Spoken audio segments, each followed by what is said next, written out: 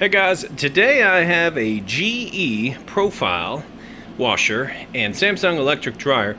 Now the washer here is very small and it's small on the outside, however the inside is actually got a pretty good sized drum in it. This is about a full basket or 3/4 the way full basket of towels here, mostly hand towels, and then I threw a few big bath towels on top. So that's a pretty good sized load, and I've run this thing now 4 times. I'm actually pretty impressed by how well it works. And then we come over here, this is a pretty standard size electric dryer, but together they would fit in a really small space, real compact space. So this would be excellent for somebody who doesn't have a whole lot of space. It's also very easy to use. So water temp, we have hot or cold, so we'll just leave it on both.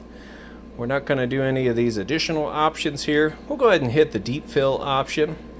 You even get a delay wash process. We don't want it to soak. Normal's fine. Actually, let's just go to speed wash. And you have all of these different cycles here, and then we hit start. And so it's going to get going, sense the load, add the water, agitate, drain, fill back up with fresh water, drain again, and final spin cycle. That's the process it's about to go through. And I'm going to show you that all of that works perfect.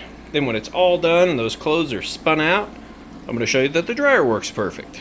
Kind of as if you were standing here yourself checking it out. You get to see that everything on these is working good. That way you can get it home, plug it in, you know you'll be good to go. You get a little thing here for your soap, and you see it's running the water through that and into the clothes. Nice good fill here. And good to go there. So we'll come back once it's filled up and agitating. All right, it's getting started on the wash cycle.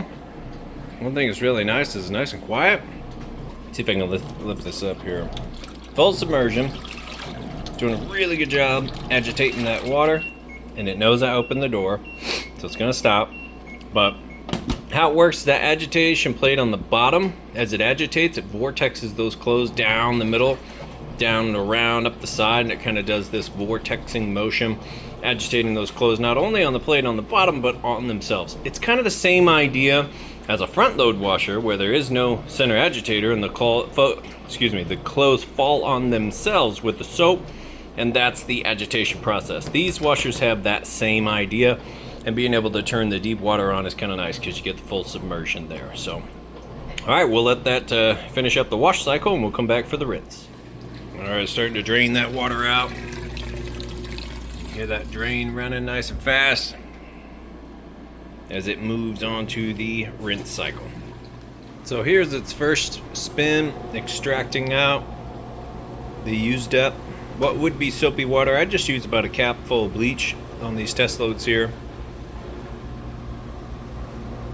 It's doing an excellent job being balanced. It's spinning pretty quick.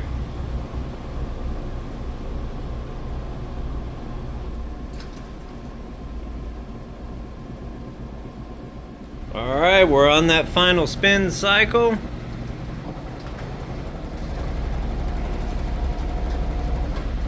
Spinning nice and fast. Now these here will have a little bit more play in them, kind of than what we're used to.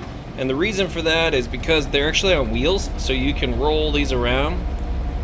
I'm not sure if there's a way to, like, if you wanted it stationary, to take the wheels off. There probably is, take the wheels off or make it more stable. Otherwise, that's not bad though, for being on wheels and being able to wheel this around. I guess the idea is it's small enough, and with the adapter they sell for the kitchen sink, you could just wheel it over, do your laundry, and then wheel it back to your closet or what have you there. But it's finishing up now. Once that's done, we'll move the clothes over to the dryer and show off the dryer next. All right, so now we've got that washer cleared out. Close that up like that. Now we come over here to the electric dryer. We've got it set heavy duty. You can adjust the signal if you want to turn that off. It's not going to beep at you. This will be where you'd adjust it for your time dry setting. I've got the heat set all the way up to high. We've got it set to normal dry. So you could adjust that before you hit start. And you push start here, and there's your power button right there. And I'm going to show you that it is in fact heating like it's supposed to. So right in between those two red dots, takes a temperature measurement, about 75 degrees on top of the dryer, about 73 on the concrete floor. Should have had enough. We're running for about 2 minutes, so we'll go ahead and open it up. You can see everything obviously is spinning just fine. Getting nice and hot in that heating element tube. Plenty of space in here. Get your lint trap right here. Make sure that's clean before each and every load. And like I said, you just push to start. And that's going to do it for this set here. So I'll go ahead and get these listed up. If you have any questions at all, feel free to reach out. All the details are in the listing description, but if you have any additional questions, I'd be glad to answer them for you. Thank you very much for watching my video, and you guys have a great day.